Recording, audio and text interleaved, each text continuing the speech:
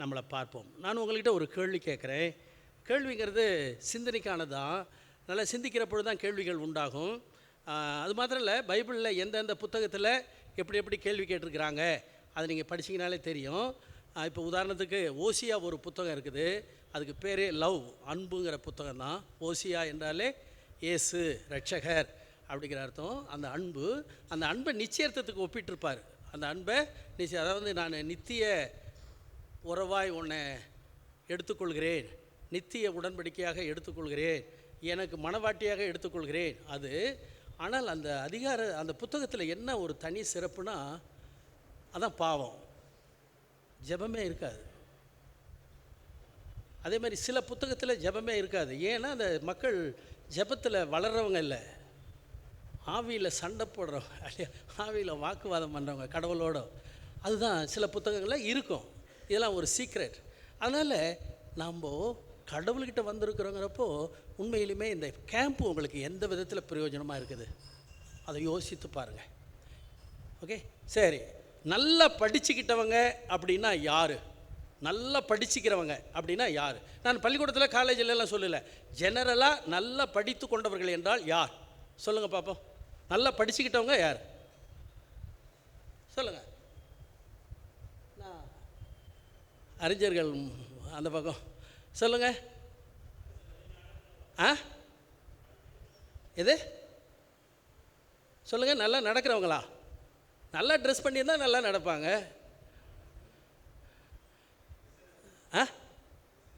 இது இது லிசனரா? ஓ, இங்கிலீஷில் சொல்கிறீங்களா? ஓகே, வாங்க தரைக்கு. Very good. லிசனர், அதாவது காது கொடுத்து கேட்கிறவ. அடுத்தது வேறு வேறு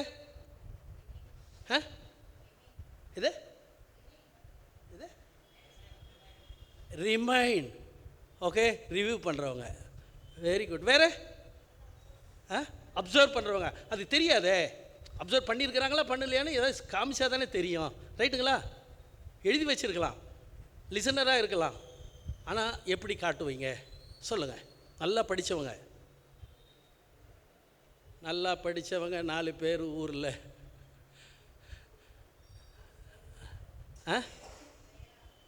இல்லை இல்லை இல்லை. செயல்படுத்தி விட்டு சில பேர் படித்து கொடுப்பாங்க, படித்து கொடுத்துட்டு சில பேர் செயல்படுத்துவாங்க. அதெல்லாம் ஒன்றுக்கும் உதவாது. சொல்லுங்கள். இந்த ரிவ்யூங்கிறது தான் நல்ல வார்த்தை. திரும்பி பார்ப்பாங்க. அவங்க தான் நல்லா படித்தவங்க. நல்லா படித்தவங்க தன்னைத்தானே திரும்பி பார்த்து கொள்வார்கள். இதான் நம்மளுடைய போதகருடைய உன்னதமான குணம். நான் ரொம்ப பார்த்தது. அவர் திரும்ப அதையே வேறு விதத்தில் விளக்கப்படுத்துவார். வேறு விதத்தில் இல்லை, இன்னும் டீப்பாக ஆழமாக கருத்தாக விளக்கப்படுத்துவார். அது எல்லாருக்கும் இருக்காது. இந்த சொல்கிறாங்க இல்லையா சில பேர், இந்த 2 மனைவிமார்கள் அம்மாமார்கள் பேசிக்கிட்டாங்க அப்படின்னு, யாம் புருஷன் எழுதுறது அவராலேயே படிக்க முடியாதுங்கிறதும். அடுத்தது ஒன்று சொல்லுவாங்க, அது இப்போ லாஸ்ட்டில் சொல்கிறத கடைசி ஃபஸ்ட்டில் சொல்லிட்டேன். அது என் புருஷன் படித்ததை யாராலையும் படிக்க முடியாதுன்னு ஒரு அம்மா பீத்திக்கிட்டு தான். ஸோ உடனே அடுத்த அம்மா என் புருஷனை விட்டு கொடுப்பேன் அப்படின்னு, என் புருஷன் எழுதுறது அவருக்கே படிக்க தெரியாது அப்படிம்பாங்களாம். அது மாதிரி தான் இன்றைக்கி நிறைய பேர் இருப்பாங்க. மறந்துடாதீங்க, ரிவ்யூ பண்ணி பார்க்கணும். அதான் பெஸ்ட். அவங்க தான் அறிவாளி, அவங்க தான் சிறந்தவர்கள், அவங்க தான் நல்ல முறையில் கற்றுக் கொடுப்பாங்க, அவங்க தான் நல்ல முறையில் கரிசனையாக இருப்பாங்க. அதுதான் நம்ம போதக எங்களுக்கு 3 வாரத்தில் திரும்பவும் அதையே லிசன் பண்ணார். ஓகே, அதை நீங்கள் மறந்துடாதீங்க. சரி, நான் இன்னொரு கேள்வி கேட்குறேன். நீங்கள் இந்த கேம்பில் கற்றுக்கொண்டேன் என்பது என்ன?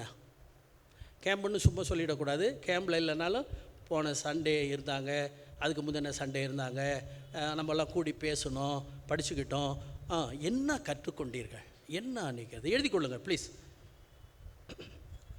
என்ன கற்றுக்கிட்டீங்க?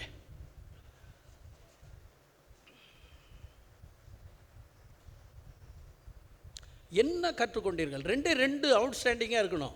2 அதுதான் நம்ம திரும்ப படித்தோம். 2 புரியல? என்ன அவுட்ஸ்டாண்டிங்காக? ரட்சிப்பு அவுட்ஸ்டாண்டிங். 2வது காரியம், கர்த்தராகிய இயேசு கிறிஸ்துவை பற்றி படித்தோம். அதை மறந்துடக்கூடாது.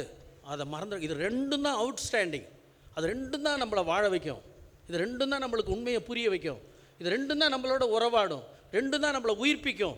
இது இல்லை தயவுசெய்து கந்தரக்கோலம், எங்கேயோ போய் எங்கேயோ இருக்கிறாங்க. புரியல? ரட்சிப்பு கர்த்தராகிய இயேசு கிறிஸ்து, இதை ரெண்டையும் நீங்கள் நல்லா புரிந்து கொள்ளணும். ஓகே, அதனால் மறந்துடாதீங்க தயவுசெய்து. ரொம்ப சந்தோஷம் இந்த கால வேளையில் கடவுளுடைய காரியம். நான் ஏன்னா லேட்டாக வராங்களேங்கிறதுக்காக சில காரியங்களை இப்போயே சொல்லிடுறேன்.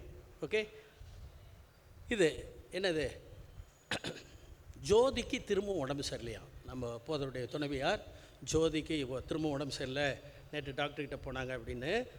அடுத்தற்போல் ஜாய்சன், அதுக்காக அது.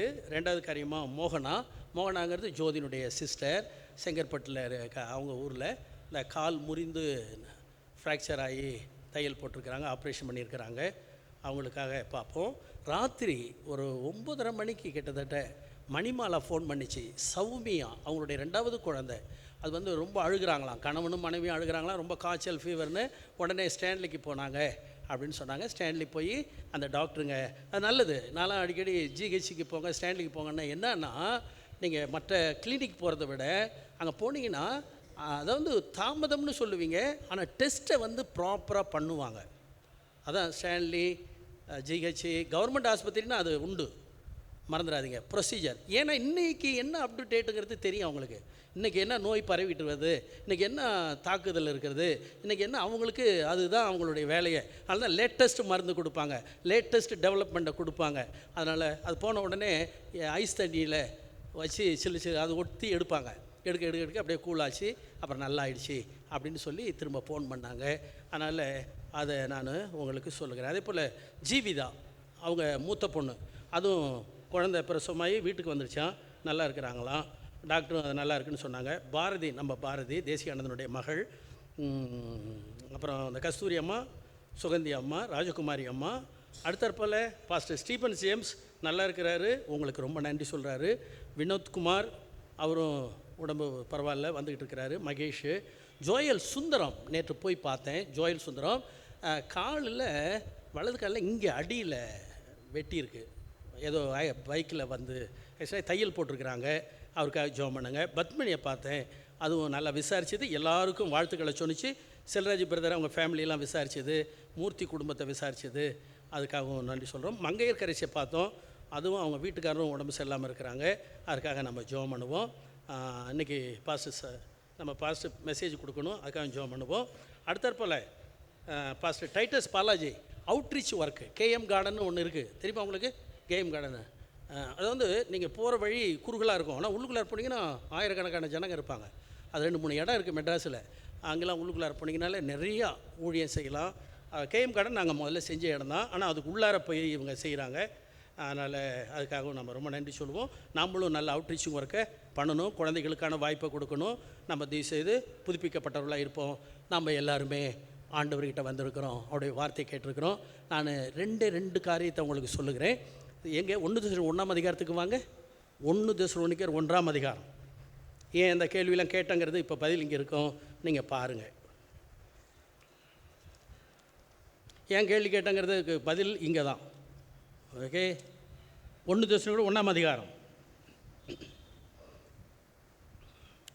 4வது வசனம். 4, எங்கள் ஜெபங்களில் உங்களை குறித்து விண்ணப்பம் பண்ணி எப்பொழுதும், ஆமாம், இதுக்கு தான் நம்ம வந்திருக்கிறோம். எல்லாவற்றிலேயும் தேவனை ஸ்தோத்திரிக்க வந்திருக்கிறோம், கடவுளை துதிக்க வந்திருக்கிறோம். ஒரு நினைக்கிற போது இவ்வளவும் நான் பேசினேன். அப்புறம் எஸ்தர் அவங்களுடைய வீடு கிரகப்பிரவேசம், அதில் என்ன ஒரு பியூட்டினா, தேவிகா சந்தியா வாழ்ந்த வாழ்க்கை அவங்களுடைய கஷ்டப்பட்டது, ஆனால் படிச்சுக்குவாங்க. நீங்கள் பழைய கால, நான் இப்போ அதை தான் ரிவ்யூ பண்ணுறேன். நேற்று கூட சாந்தகுமார்கிட்ட சொன்னேன், இப்போ நாங்கள் இப்படி தான் கூடுவோம், இப்படி தான் படிப்போம், இப்படி தான் கூடுவோம், இப்படி தான் படிப்போம். எல்லாருமே அதை படிக்கிறதுக்கு வருவாங்க. இப்போ பத்மணி கூட நேற்று அதான் சொன்னிச்சு, இப்போ நேற்று ரிவ்யூ பண்ணணும், ஹோல் பைபிளே ரிவ்யூ பண்ண மாதிரி தான். மனப்பாடமாக வசனத்தை சொல்லிக்கிட்டே இருந்தோம், மனப்பாடமாக அது ஒன்று சொல்ல நான் ஒன்று சொல்ல, அது சண்டே கிளாஸ் டீச்சர் அங்கேருந்து வந்து இங்கே நடத்தும், அது மாதிரி. ஓகே, அதனால் நாங்கள் என்னென்னா, அந்த வாழ்க்கை படிச்சுக்கிறதுங்கிறது உண்மையிலுமே நல்ல முறையில் வாழ்வது தான் கடவுளுடைய கிருபையினால். அதனால தான் இவங்க என்ன சொல்கிறாங்க, இடைவிடாமல் நினைவு கூறுகிறார்கள். ஓகே, அது மறந்துடக்கூடாது. விண்ணப்பம் பண்ணுறாங்க, அது யாருக்காக? சபை மக்களுக்காக. அடுத்தாற்போல் கடவுளை பார்த்து ஸ்தோத்தரிக்கிறாங்க. இப்படிப்பட்ட காரியங்களை செய்கிறீங்களே பாருங்க. முதல்ல தெசலோனிக்கே ஊர் மக்கள் அவங்களுக்கு மதம் தான் மதம், தெய்வம் தான் தெய்வம், அவங்க வாழ்க்கை தான் மதம். அதுதான் அவங்க. அப்படிப்பட்டவங்க இயேசுவை ஏற்றுக்கிட்ட பிற்பாடு எப்படி இருக்கிறாங்க, எப்படி உறவு ஏற்படுது, எப்படி நம்ம எல்லாம் கடவுளை பார்க்குறோம். அதனால தான் விரோதியாக யாரையும் பார்க்காதீங்க ப்ளீஸ், நல்லதில்லை. ரைஸ் பண்ணாதீங்க, நல்லதில்லை. யாராக இருந்தாலும் நாளைக்கு தேவை. நாளைக்கு என்னது நிலையான நண்பனும் கிடையாது, நிலையான அதை மறந்துடக்கூடாது. அதை சமுதாயமே பயன்படுத்துது. ஆனால் நம்ம கிறிஸ்தவங்கள்ன்ற அப்படிலாம் பயன்படுத்த மாட்டேங்கிறோம். நிலையான நண்பனும் கிடையாது, நிலையான விரோதியும் கிடையாது. அந்த சூழ்நிலை, அந்த சந்தர்ப்பம், அதுதான். அதனால்தான் தயவுசெய்து இந்த இடத்துல பாருங்க. இப்போ பவுல் அங்கே எதிரிகள் இருக்கிறாங்க. இங்கே பாருங்க, அப்போஸ்தலர் 17 வாங்க. அப்போஸ்தலர் 17. இப்போ அது சொன்னதுனால நான் காட்டிடுறேன்.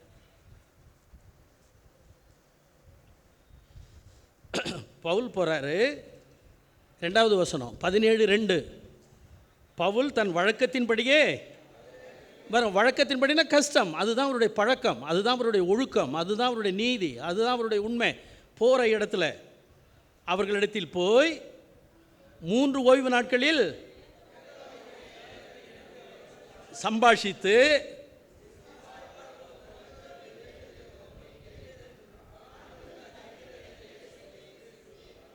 ஆமாம் பாருங்க, இயேசு கிறிஸ்து பாடுபடணும், மரிக்கணும், உயிரோடு எழுந்திருக்கணும். அது மிக அவசியங்கிறத அவர் சொல்லுகிறார்.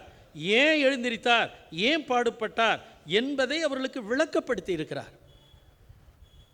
ஓகே, இப்போ 4வது வசனம் வேகமாக வருவோம். யூதர்களில் சிலரும், அவர்களில்னா யூதர்களில் சிலரும்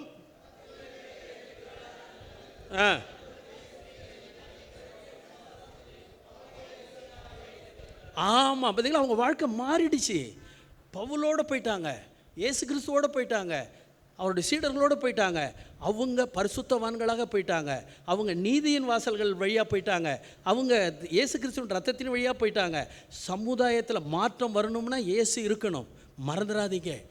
அவங்க போய் பக்திக்குரியவங்களாக மாறிட்டாங்க, ஆவிக்குரியவங்களாக மாறிட்டாங்க, கிறிஸ்துக்குள்ளாக மாறிட்டாங்க, சபைக்கு மாறிட்டாங்க, சத்தியத்துக்கு மாறிட்டாங்க, கர்த்தரை துதிக்கிறதுக்கு வந்துட்டாங்க, கடவுளை புகழ்கிறதுக்கு வந்துட்டாங்க. தயவுசெய்து ஆலயத்தில் உட்காந்துக்கிட்டே வேறு எதையாவது நினச்சிக்கிட்டு இருந்தீங்கன்னா நம்ம கடவுளை பார்க்க முடியாது.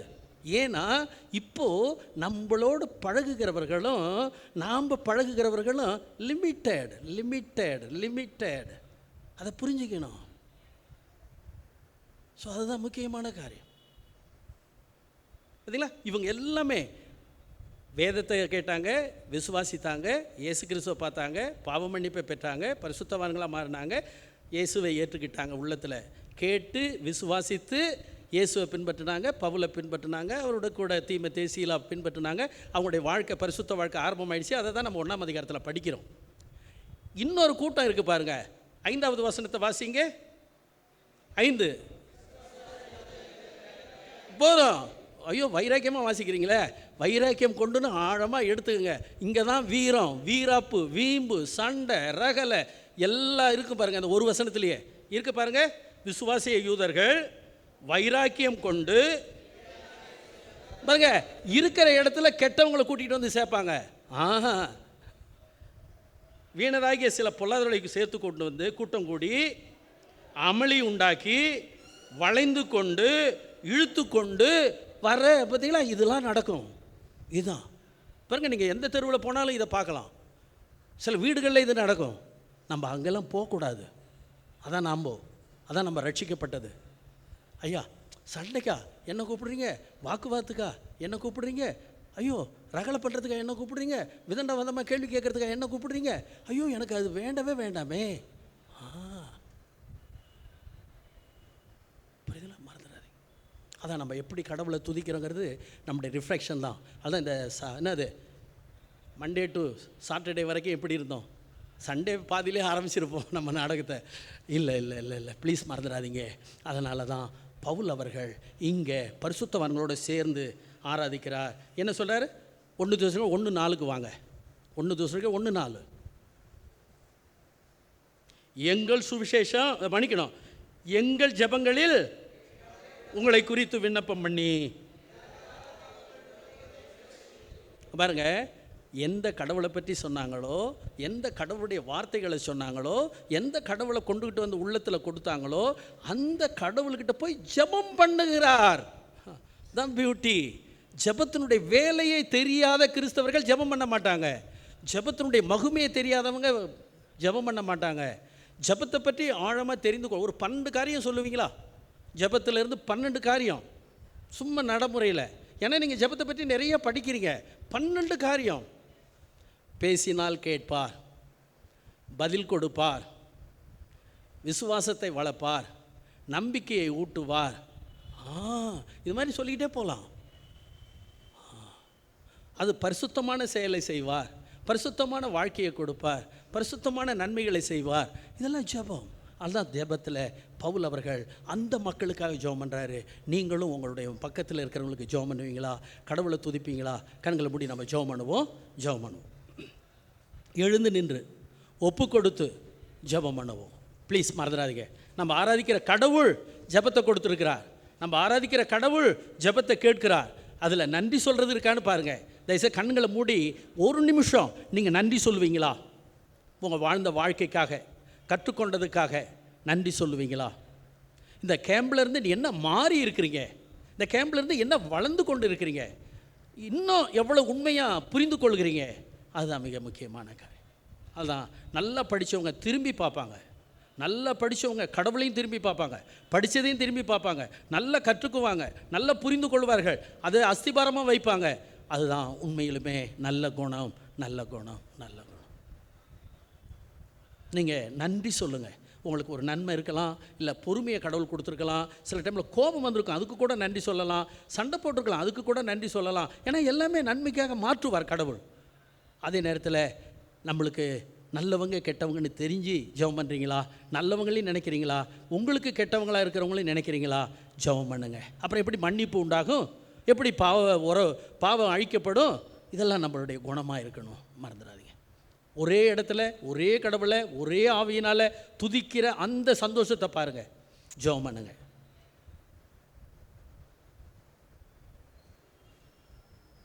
தெசலோனிக்கே மக்களை போல நம்ம ஒருத்தருக்கு ஒருத்தர் நேரத்தில் வரணும், உற்சாகப்படையணும், புது பெல்லம் அடையணும். ஜெபம் பண்ணுங்க, ஜெபம் பண்ணுங்க. பாருங்க, விசுவாசியாதவர்கள் விசுவாசிக்கிறவர்கள் ரெண்டுக்குள்ள வித்தியாசம் நம்மளே தெரிஞ்சுக்குவோம்.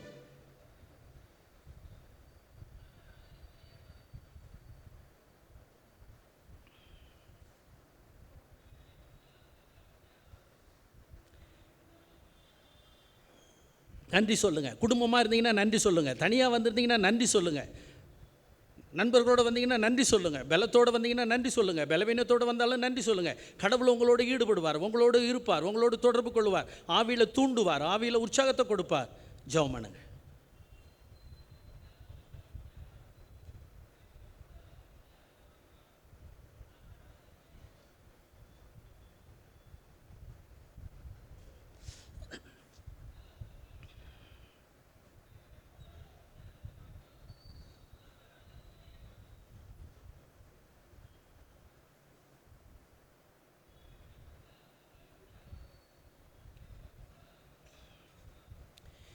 எங்கள் அன்பான பரலோக தகப்பனே, உன்னதமான நல்ல ஆண்டவரே, உங்களை ஆராதிக்க வந்திருக்கிறோம். ஆவியோடும் உண்மையோடும் உங்களை தொழுது கொள்ள உதவி செய்யும். ஆவியினால் உங்களுடைய பிரசன்னத்தை நாங்கள் காண, ஆவியினால் உங்களை மகிழ்ந்து போற்ற நீர் எங்கள் வாழ்க்கையில் செய்தது ரட்சிப்பு. நீங்கள் எங்கள் வாழ்க்கையில் வந்தது புது வாழ்க்கை, தேவ ஆவியினுடைய வாழ்க்கை. அதற்காக நாங்கள் நன்றி சொல்லுகிறோம். இப்பொழுதும் நாங்கள் உங்களை ஆராதிக்க வந்திருக்கிறோம். ஆனந்தமாய் பாடி மகிழ எங்கள் உள்ளத்தில் இருக்கிற பாரம், எங்கள் உள்ளத்தில் இருக்கிற கவலை, எங்கள் உள்ளத்தில் இருக்கிற பயம், எங்கள் உள்ளத்தில் இருக்கிற கெட்ட குணம் எடுத்து போடும். உம்முடைய ஆவியினால் எங்களை உயிர்ப்பியும், உம்முடைய ஆவியினால் எங்களை பலப்படுத்தும், ஆவியினால் எங்களை உற்சாகப்படுத்தும். நீர் எங்களுடைய பாவங்களை மன்னித்து எங்களுக்கு புதிய சிந்தனையை, ஆவியின் சிந்தனையை, ஆவியின் உறவை, ஆவியின் ஐக்கியத்தை கொடுத்து தேவ பலத்தாலும் தேவ கிருபையாலும் உங்களை நன்றியோடு துதிக்க உதவி செய்யும். இந்த ஆராதனை முழுக்க நீர் இருந்து எங்களை வழிநடத்தி உங்களுடைய உறவில் வளர, சகோதர உறவில் வளர, கிறிஸ்துவ ஐக்கியத்தில் வளர நீர் ஆசீர்வதிக்க வேண்டுமா? நன்றியோடு இந்த ஜெபத்தை எடுக்கிறோம் நல்ல பிதாவே. ஆமென், ஆமென். அமருங்க, அமருங்க.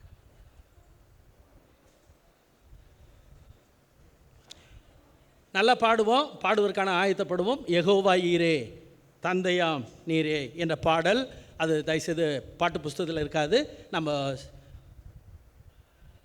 திரையில் இருந்து பார்த்து பாடுவோம். யெகோவா ஈரே, தந்தையாம் நீரே. நல்லா கம்பீரமாக பாடுவோம், நல்லா உட்கார்ந்து பாடுவோம்.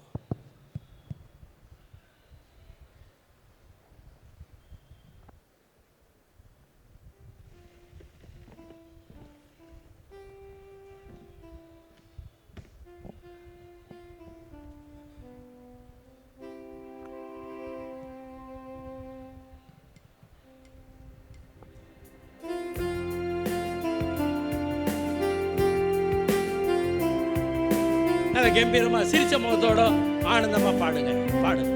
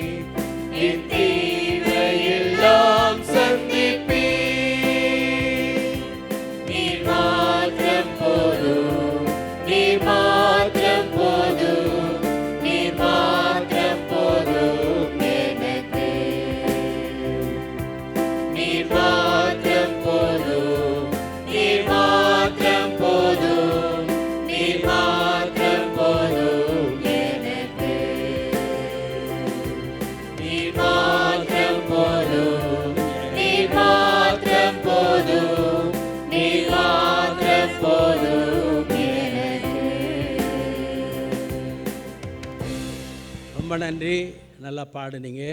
எல்லோருக்குமே ஒரு கைத்தட்டு கொடுப்போம். பாடுனீங்கன்னு எதனால் சொல்கிறேன்னா, நான் முன்னுக்கு நிற்கலை, ஆனால் அந்த வாய்ஸ் அதுதான், வாய்ஸ் தான், அதுதான் நல்ல கம்பீரமாக. அது கடவுளோட நெருங்க தான் வரும், வேறு எந்த விதத்துலையும் வராது. சரிங்களா? சில பேர் சில சபையில் சில மதத்தில் வேறு ஒன்றை கற்றுக் கொடுப்பாங்க, அது இல்லை. நம்ம கடவுளுக்குள்ளார இருக்கிறப்பொழுது தான் நம்ம சந்தோஷமாக பாட முடியும், கடவுளுடைய ஆவியினால் உணர்ந்து பாட முடியும். அதுதான் நம்ம எல்லாருக்காகவும் பிரயாசப்படுறப்போ இங்கே வந்த எல்லோரும் கடவுளுக்குள்ளார ஐக்கியப்படணும், அதை மறந்துடாதீங்க. அடுத்த மிக முக்கியமான காரியம் ஒன்று, பரிமளம் சில்வியா அந்த அம்மாவுக்காகவும் ஜெபம் பண்ணுங்க, அவங்களுக்கு பலப்படணும், குணப்படணும். அடுத்தற்போல் சகோதரர் விக்டர், அவருடைய சகோதரி, அதாவது அண்ணன் மனைவி அண்ணி ஸ்டெல்லா, அவங்க பேர், வயசு 47, பெங்களூரில் இருக்கிறாங்க. அவங்களுக்கு கேன்சர், அதுக்காக நீங்கள் ஜெபம் பண்ணுங்க. ஓகே, சரி. அடுத்தது என்னென்னா, நாளைக்கு ஈனோக்கு வெங்கடேஷன், அதான் இந்த தேவிகா சந்தியா பற்றி சொல்கிறப்போ அவங்க படிச்சுக்கிட்டது, அந்த பிள்ளைகள் இன்றைக்கி பின்பற்றி இருக்கிறாங்களே, அந்த பிள்ளைகள் தங்களுடைய பிள்ளைகளை வளர்க்குறாங்களே, அதான் நீங்கள் நல்லா கவனமாக இருக்கணும். உங்கள் பிள்ளைகள் அடுத்த தலைமுறை இயேசுக்குள்ளார வளரணும், வாழணுங்கிறதுல உறுதியாக இருங்க. ஓகே, ரொம்ப ஷார்ட்டாக முடிச்சிடாதீங்க. எங்கேயோ படித்தாங்க, என்னமோ கல்யாணம் பண்ணாங்க, என்னமோ வாழ்ந்துக்கிட்டு இருக்கிறாங்க, அந்த மாதிரி ஸ்டோரிக்கு போயிடாதீங்க. தயவுசெய்து மறந்துடாதீங்க. கடவுள் உங்கள் வாழ்க்கையில் டைரக்டர், வழிகாட்டியாக இல்லை, ஆலோசகராக இல்லை, வழி நடத்துகிறவராக இல்லை. அதான் நீங்கள் சொல்ல வர போகிற பொருள். ஓகே, நீங்கள் டைரக்டர்னு பேர் இருந்தாலே அவங்க டைரக்ட் பண்ணுவாங்க, அதான் பியூட்டி. அவங்களுடைய திறமைகள் வெளியே வரும். ஓகே, யார் செயல்படுறாங்களோ அவங்களுடைய திறமைகள் வெளியே வரும். இந்த டைரக்டர்ஸ் அவங்களுடைய திறமைகள் வெளியே கொண்டுட்டு வருவாங்க. அதனால் கடவுள் நம்மளுக்கு உண்மையிலுமே வழிகாட்டியாக இருந்தால் அவர் நம்மளுடைய திறமைகளை, ஆற்றல்களை, வல்லமையான செயல்களை வெளியே கொண்டுட்டு வருவார். அது நீங்களே பார்ப்பீங்க, ஆச்சரியப்படுவீங்க. எனக்குள்ளே இருந்தும் இந்த நல்ல குணம் வருதா, அதான் நீங்கள் இந்த ரட்சிப்பில் படிக்கிற ஒரு உன்னதமான காரியம். ஓகே, நான் இன்னொரு கேள்வி கேட்குறேன். ஏன் கிறிஸ்மஸை கொண்டாடுறோம், ஏன் ஈஸ்டரை கொண்டாடுறோம்? ஏதாவது வித்தியாசம் தெரியுமா? ஏன் கிறிஸ்மஸை கொண்டாடுறோம், ஏன் ஈஸ்டரை கொண்டாடுறோம்? எல்லோரும் கொண்டாடுறாங்க, ஊரே கொண்டாடுது. எங்கள்கிட்ட காசு இருக்குது, எங்கள்கிட்ட பலம் இருக்குது, எங்களுக்கும் சொந்தக்காரங்க இருக்காங்க, எங்களுக்கும் கோயில் இருக்குது. அப்படி கொண்டாடுறீங்களா, இல்லை வேறு ஏதாவது உட்பொருள் கொண்டாடுறீங்களா? பாருங்கள். சரி, 9 மணிக்கே வந்தவங்க கொஞ்சம் எழுந்து நில்லுங்க. 9 மணிக்கே இங்கே இருந்தவங்க கொஞ்சம் எழுந்து நில்லுங்க. 9 மணிக்கே வந்தவங்க கொஞ்சம் எழுந்து நில்லுங்க. வந்தவங்க எழுந்து நில்லுங்க. உற்சாகம் தானே, மற்றவங்களுக்கு உற்சாகப்படுத்துவீங்க. நம்மளோட இருந்தவங்க எப்படிப்பா பின்னுக்கு இல்லாமல் முன்னுக்கு போயிட்டாங்கன்னு. ஓகே, உட்காந்துருக்கிறவங்கள ஒரு கைத்தட்டு கொடுங்க, நல்லா கைத்தட்டு கொடுங்க. ஓகே, ரொம்ப நன்றி. எங்கே உட்காந்துருக்கிறவங்களாம் கொஞ்சம் எழுந்து நில்லுங்க. உட்காந்துருந்தவங்க எல்லாம் எழுந்து நில்லுங்க. அவங்கள கனம் பண்ணலைன்னா அப்புறம் நம்ம சமாதானமாக இருக்க முடியாது. இப்போ படித்த மாதிரி அவங்களுக்கு பெரிய கைத்தட்டு கொடுங்க.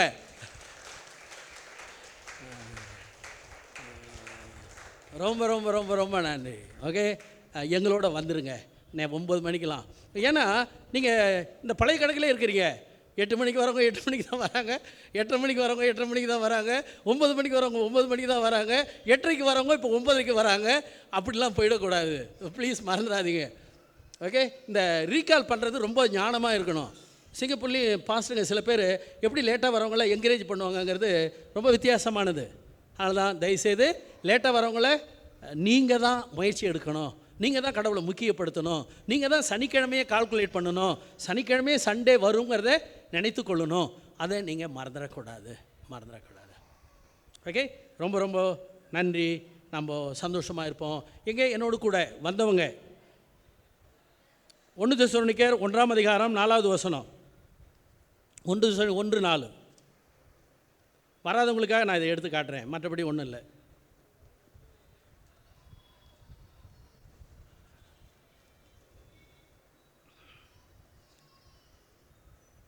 நாலாவது வசனம் 1:4, 1:4. எங்கள் ஜெபங்களில் உங்களை குறித்து விண்ணப்பம் பண்ணி, ஆமாம், உங்கள் எல்லோருக்காகவும், ஆமாம், ஆல்வேஸ் பை ஆல், எல்லாரையும் எல்லா நேரத்திலேயும் நாங்கள் கடவுள்கிட்டையும் எப்பொழுதும் இடைவிடாமல் ஜெபம் பண்ணுறோம், ஸ்தோத்தரிக்கிறோங்கிறாரு. தயவுசெய்து நம்ம ஸ்தோத்தரிக்க வந்திருக்கிறோம். நம்ம கடவுளை நல்ல முறையில் ஸ்தோத்தரிப்போம், பாடுவோம், புகழுவோம். இன்னும் ஒரு பாடல் பாட போகிறோம். நம்ம நிச்சயமாக பாடணும், மறந்துடாதீங்க. மற்ற காரியங்களை பார்ப்போம். இப்போது இந்த பாடலை பாடுறதுக்கு முன்னாடி நான் கேள்வி கேட்குறேன். போன வருஷம் ஃபேமிலி கேம்பில் நம்ம என்ன படித்தோம்? போன வருஷம் ஃபேமிலி கேம்பு எத்தனாவது வருஷம்? அதை மட்டும் சொல்லிட்டிங்கன்னா போதும். Very good. நல்லா கை தட்டு கொடுங்க. இப்படியா தான் கோயிலில் இருந்தால் தான் ஞாபகம் இருக்கும். அடுத்தது என்ன தலைப்பில் படித்தோம்? எது? Very good. அவர் கடவுளின், ஆமாம், அவருக்குள் நீங்கள் பரிபூர்ணமாக இருக்கிறீர்கள், பரிபூர்ணம் உள்ளவர்களாக இருக்கிறீர்கள். அப்பயும் நம்ம என்ன படித்தோம் பாருங்க. இதை 5 பாயிண்ட் கொடுத்தோம் தெரியுமா? ரட்சிப்பை பற்றி தான்.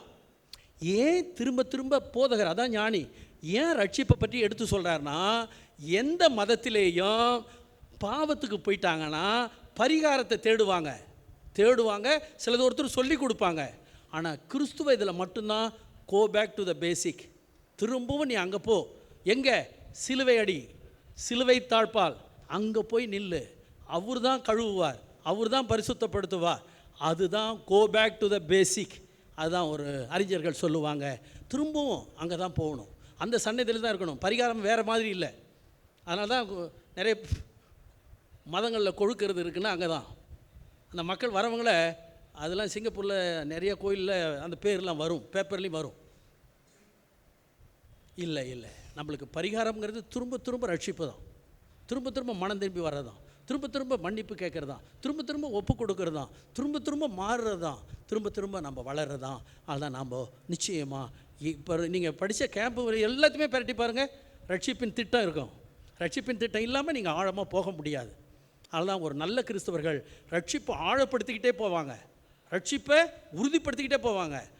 அது சம்மரி மாதிரி சொல்கிறதில்ல, ஒரு வருஷத்துக்கு கணக்கை ஒரே டைமில் சொல்கிறதில்ல. அதுதான் கேம்ப். கேம்பில் ஸ்பெசிஃபிக்காக படிக்கிறது, ஸ்பெசிஃபிக்காக வளர்கிறது, ஸ்பெசிஃபிக்காக அன்றாடம் நம்ம எப்படி போகணும் அப்படிங்கிறது. ஓகே, அது தயவுசெய்து நீங்கள் மறந்துடாதீங்க. நாம்ளும் அப்போது கொலோசியர்லேருந்து படித்தோம் இல்லையா? கொலோசியர்லேருந்து 4 பாயிண்ட், இருளிலேருந்து வெளிச்சத்துக்கு, அப்புறம் என்ன நரகத்திலேருந்து மரணத்திலிருந்தும் நித்திய ஜீவனுக்கு, இதெல்லாம் போகணும், பார்த்தோம், இதெல்லாம் படித்தோம். அதனால் நம்ம எப்பயும் நம்முடைய ரட்சிப்பினுடைய சந்தோஷத்தை பார்த்து கடவுளை நல்லா துதிக்கலாம். அதில் தயவுசெய்து வருகிற வாரமும் ஞாயிற்றுக்கிழமைங்கிறப்போ சனிக்கிழமையும் நீங்கள் திட்டம் போடுங்க. குடும்பத்தில் ஒரு ஜெபம் பண்ணுங்க, மற்றவங்களுக்கும் கடவுள் அருள் செய்யணும், மற்றவங்களையும் ஜெபம் பண்ணுங்க. கர்த்தருடைய மகிமையை பார்ப்போம். இப்போ நம்ம ஒரு பாடல் பாடுவோம். இந்த தலைப்புக்கு ஏற்ற பாடல் 445 ஒளி தரும் தீபங்கள் சுடர் வீசும் என்ற பாடலை பாடி நம்ம கர்த்தருடைய நாமத்தை மகிமைப்படுத்துவோம். 445 எழுந்து நின்று இதை பாடுவோம். எழுந்து நின்று பாடுவோம். ஒளி தரும் தீபங்கள் சுடர் வீசும் தீபம் நாம், கலங்கரை விளக்கை போல் இயேசுவில் ஒளி தருவோம் என்ற பாடல் பாருங்க. இதெல்லாம் ரட்சிப்பினுடைய பாடல் தான், ரட்சிப்பினுடைய உணர்வுள்ள பாடல்.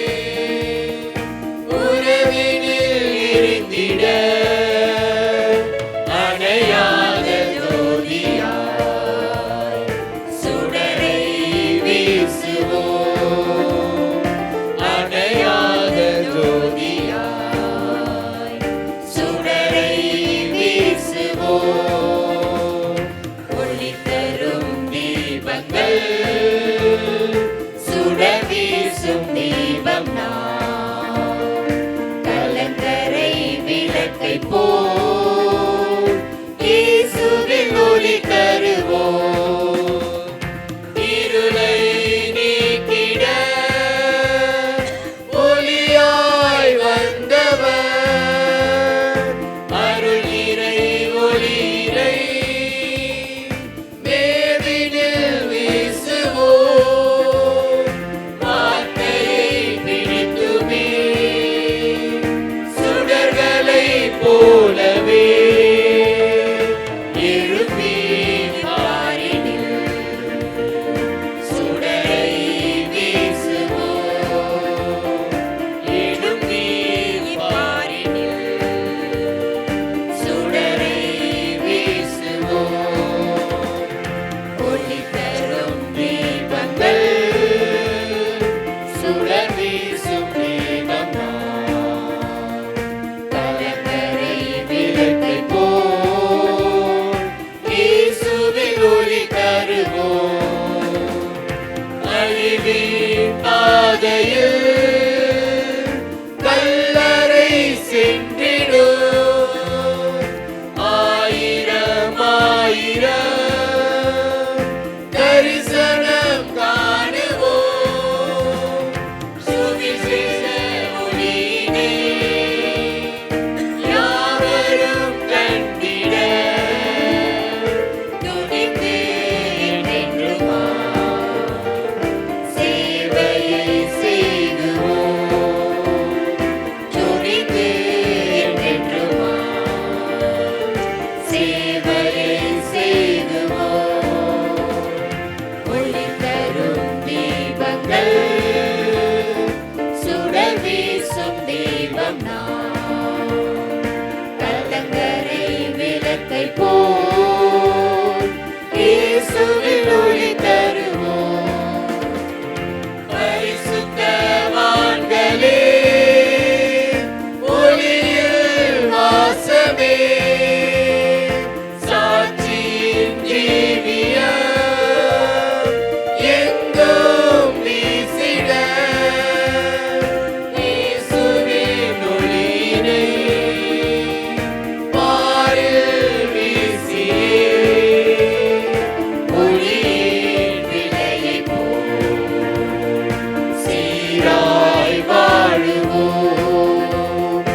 ஒளியின் விலையைப் போல் சீராய் வாழுவோம். ஒளி தரும் தீபங்கள், சுடர் வீசும் தீபம் நான், கலங்கரை விளக்கை போல் இயேசுவில் ஒளி தருவோம்.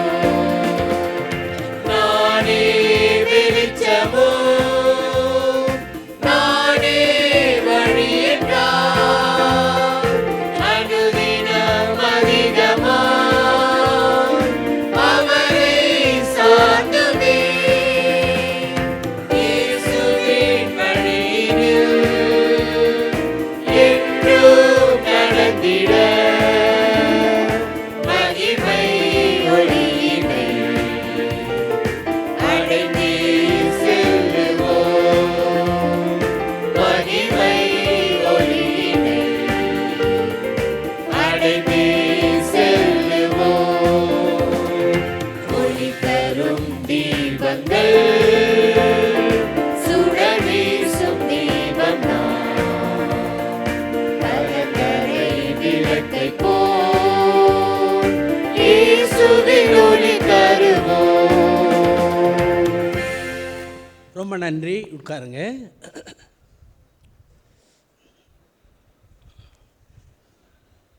கணவன் மனைவியோடு வந்திருக்கிறவங்க கொஞ்சம் எழுந்து நில்லுங்க. அதாவது மனைவி அந்த பக்கம் இருக்கிறாங்க, கணவன் இந்த பக்கம் இருக்கிறாங்க. அவங்கள எழுந்து நில்லுங்க. கொஞ்சம் எழுந்து நில்லுங்க. கொஞ்சம் ரொம்ப ரொம்ப இந்த எங்கே ஓகே, ரொம்ப நன்றி. இன்னொருத்தர் உட்காந்துருந்தாங்களே. ஓகே, ரொம்ப சந்தோஷம். நீங்கள் எல்லாருமே இவங்களுக்கு ஒரு கைத்தட்டு கொடுங்க. ரொம்ப நன்றி. கைத்தட்டுன்னு தான் எழுந்திரிக்கிறேன். உட்காருங்க. ரொம்ப நன்றி.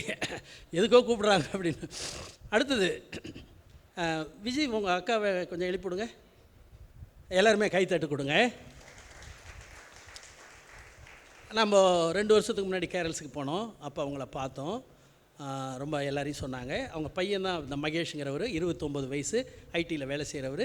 கொஞ்சம் உடல்நலம் சரியில்லாமல், மனநிலை தான் உடல்நிலை பாதிக்கப்பட்டு கொஞ்சம் தெளிவாகிறாரு. அப்புறம் கொஞ்சம் பலகீனமாக இருக்காங்கன்னு. ஆனால் அவங்க நம்மளோட தொடர்ந்து தொழுதுக்கலாம். அதாவது நம்ம மத்தியில் அதாவது என்னது, கிறிஸ்துவ அல்லாதவர்கள், புதிதாக இருக்கிறவர்கள், அவங்கள நம்ம கனம் பண்ணணும். அதை தொழுதுக்கிறது நம்மளுக்கு பாக்கியம். ரொம்ப சந்தோஷம். நாம்ளும் அப்படிப்பட்டவங்களை கனப்படுத்துவோம். இன்னொரு தடவை நல்லா கைத்தட்டு கொடுப்போம்.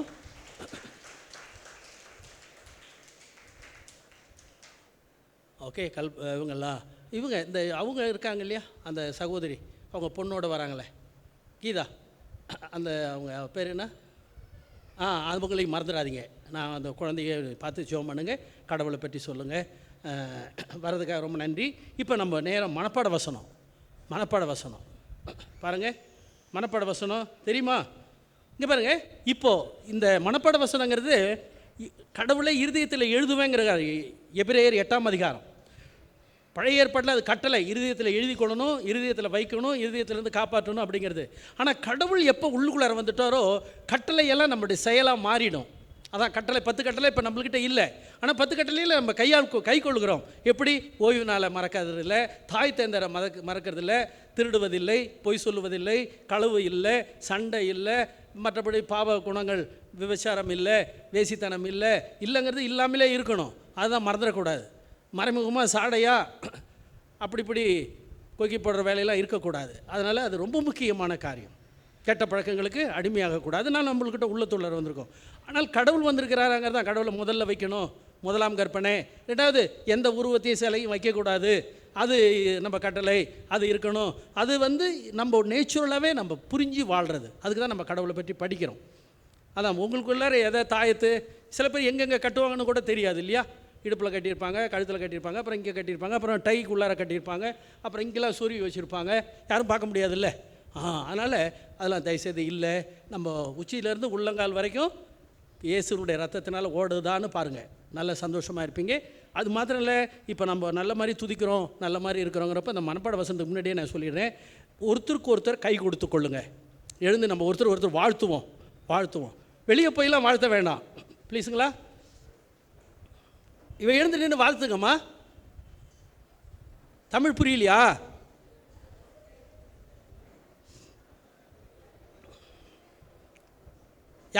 எல்லோரையும் மனம் திறந்து வாழ்த்துங்க. நான் எல்லாரும் கை கொடுக்குறாங்களான்னு தான் பார்ப்பேன். உள்ளுக்குள்ளார இருக்கிறவங்களும்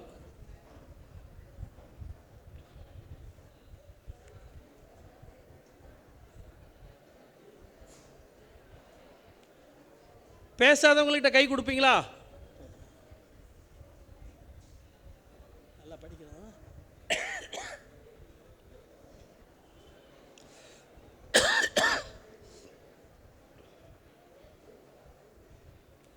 உட்காருங்க.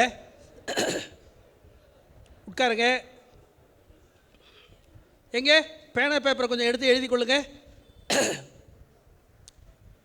மத்தேயு ஏதோ ஒன்று படிக்க சொன்னேனே, மத்தேயு சொல்ல பார்ப்போங்க. ரொம்ப காலமாக பேசிக்கிட்டோங்க. மத்தேயு 5:3-10 வரைக்கும் படிக்க சொன்னோம்ல, அதெல்லாம் படிக்கிறீங்களா? மனப்பாடம் பண்ணுறீங்களா? அப்புறம் சங்கீதம் 19:7-14 படிக்கிறீங்களா? மனப்பாடம் பண்ணுறீங்களா?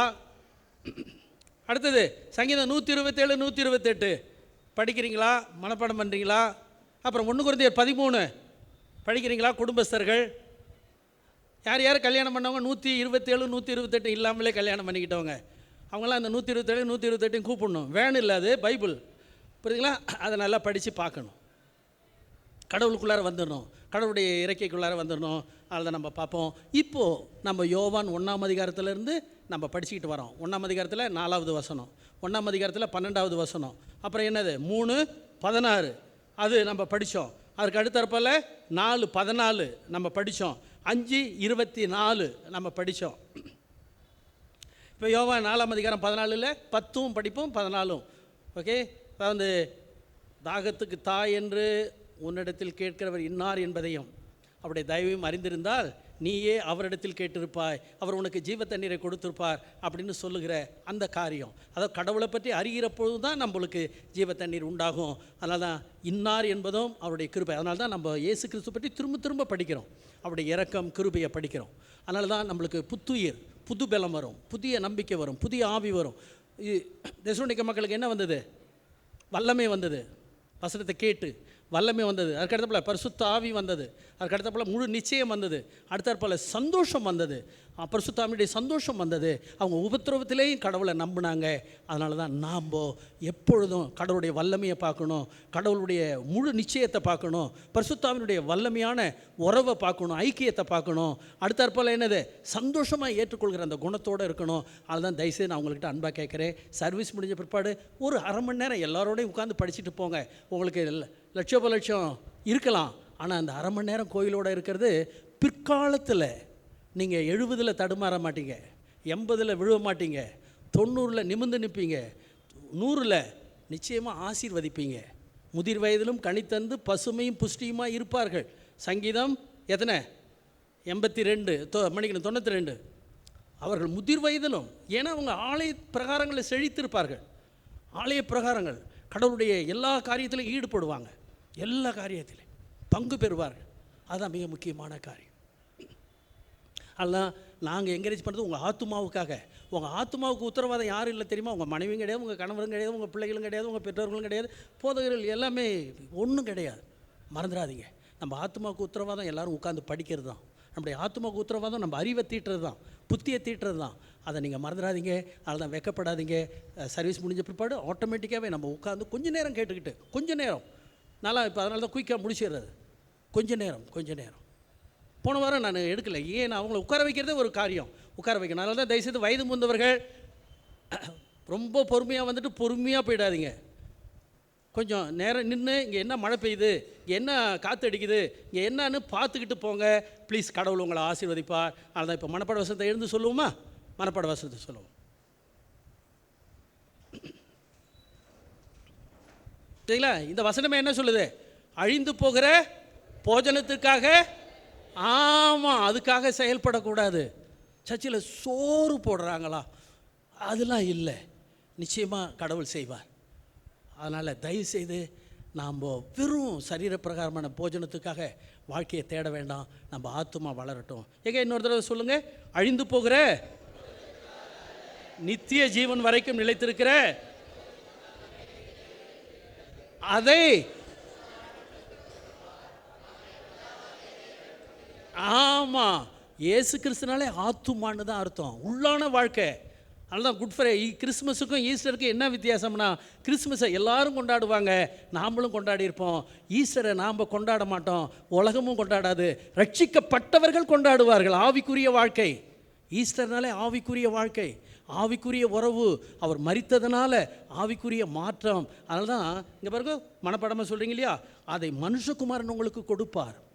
அதான் ஓகே, நம்ம சொல்லுவோமா? இன்னொரு தடவை சொல்லுவோமா? வாசிப்போமா? அழிந்து போகிற போஜனத்திற்காக அல்ல, போஜனத்திற்காகவே, ஆமாம், அதை மனுஷகுமாரன், ஆமாம். எங்கே அந்த ஸ்க்ரீனை கொஞ்சம் ஆஃப் பண்ணிவிடுங்க. இப்போ சொல்லுவோம். நான் உங்களை தான் பார்த்துக்கிட்டு இருக்கிறேன். ஓகே, சொல்லுவோம்.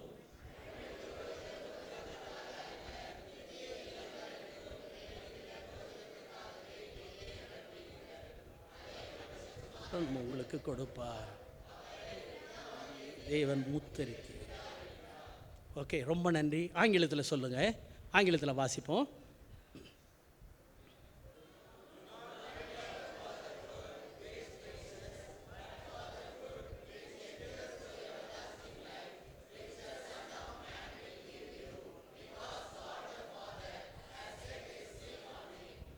ஓகே, ரொம்ப நன்றி. உட்காருங்க.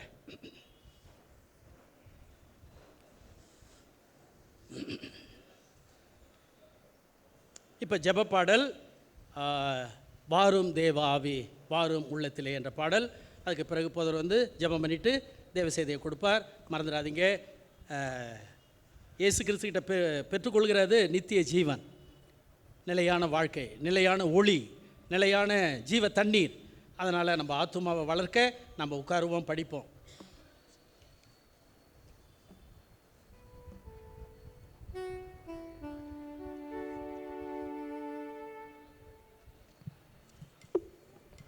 பரிசுத்தாவி இல்லாமல் நம்ம முழுமையான வல்லமை பார்க்க முடியாது. பாடுவோம்.